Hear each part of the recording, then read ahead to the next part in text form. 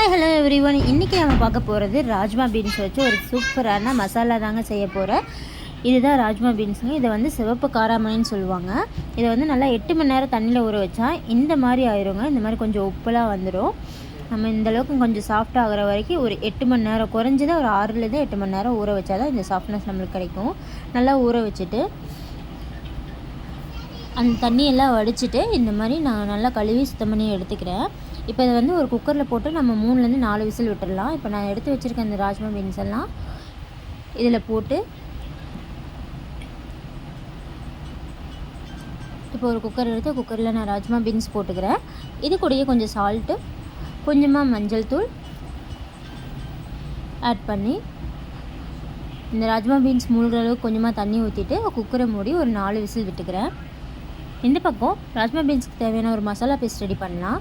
ஒரு மிக்ஸி ஜாரில் ஒரு ஸ்பூன் மிளகு, ஒரு 2-3 துண்டு இஞ்சி, ஒரு 5-6 பல் பூண்டு, கொஞ்சமாக சின்ன வெங்காயம், ஒரே ஒரு பெரிய வெங்காயம் வெட்டி வச்சுருக்கேன். அது இது கூட சேர்த்து அரைச்சிக்கலாம். இது கூடவே ஒரு 1/4 கப் துருவின தேங்காய் ஆட் பண்ணிக்கலாம். இது கூடவே ஒரு டீஸ்பூன் சோம்பு, 2லேருந்து 3 பட்டை, ஒரு 3 கிராம்பு,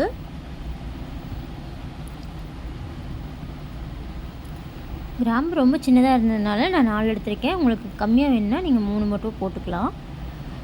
இப்போ ஓரளவுக்கு நல்லா அரைச்சிட்டு அது கூடவே ஒரு 1/2 டீஸ்பூன் கசகசாவும் ஒரு 4-5 முந்திரியை எடுத்து சேர்த்து மசாலா பேஸ்ட்டாக அரைச்சி வச்சுக்கிறேன். இன்னொரு பக்கம் ஒரு வானிலையில் கொஞ்சமாக எண்ணெய் ஊற்றி அது காஞ்சோன்னு கொஞ்சமாக சீரகம் போட்டுக்கிறேன்.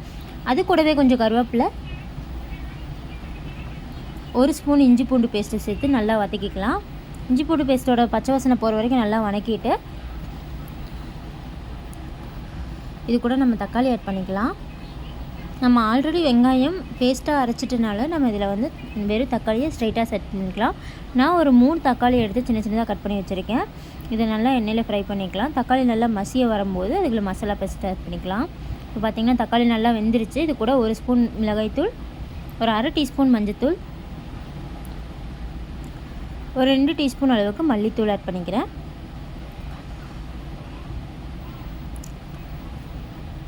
இப்போ இது எல்லாத்தையும் சேர்த்து அந்த தக்காளியோடு நல்லா கிளறி விட்டுடலாம்.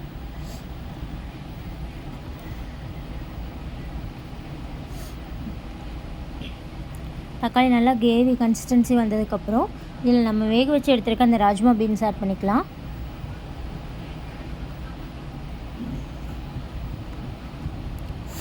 நான் ஒரு 4 விசில் விட்டு இந்த ராஜ்மா பீன்ஸ் வேக வச்சுருக்கேங்க.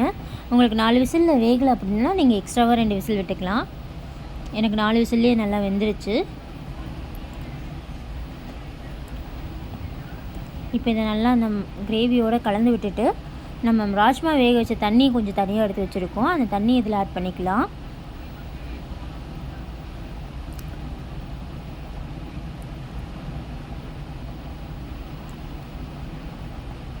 இப்போ இந்த தண்ணி அந்த கிரேவியெல்லாம் சேர்ந்து நல்லா கொதிச்சு வர வரைக்கும் வெயிட் பண்ணிக்கலாம்.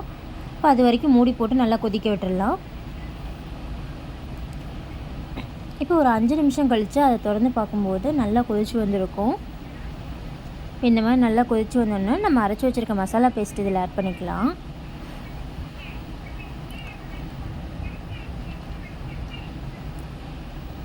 இப்போ நம்ம அரைச்சி வச்சுருக்க விழுது இதில் ஆட் பண்ணிக்கலாம். இப்போ நம்ம முந்திரி கசகசாலாம் சேர்த்துருக்கனால நம்மளுக்கு இந்த கிரேவி நல்லா திக் கன்சிஸ்டன்சியாக வரும். இந்த முந்திரி கசகசா எல்லாமே ஆப்ஷனல் தாங்க. உங்களுக்கு தேவைப்பட்டால் ஆட் பண்ணிக்கலாம். அப்படி இல்லைன்னா நீங்கள் முதல்ல சொன்னதை மட்டும் வச்சு அரைச்சி நீங்கள் இதில் ஆட் பண்ணிக்கலாம். இப்போ இதை நல்லா கொதிக்க விட்டு நல்லா கிரேவி திக்கானோன்னு ஒரு பவுலுக்கு ட்ரான்ஸ்ஃபர் பண்ணிட்டு அது மேலே கொத்தமல்லி தழை தூவி சூடாக சர்வ் பண்ணலாம். இப்போ நான் அதை லோ ஃப்ளேமில் வச்சு நல்லா கொதிக்க விட்டுட்டு கடைசியாக ஒரு ஸ்பூன் கரம் மசாலா மட்டும் ஆட் பண்ணியிருக்கேன். இப்போ பார்த்திங்கனாலே நல்லா தெரியுது, கிரேவி நல்லா திக்காகி வந்துருச்சு.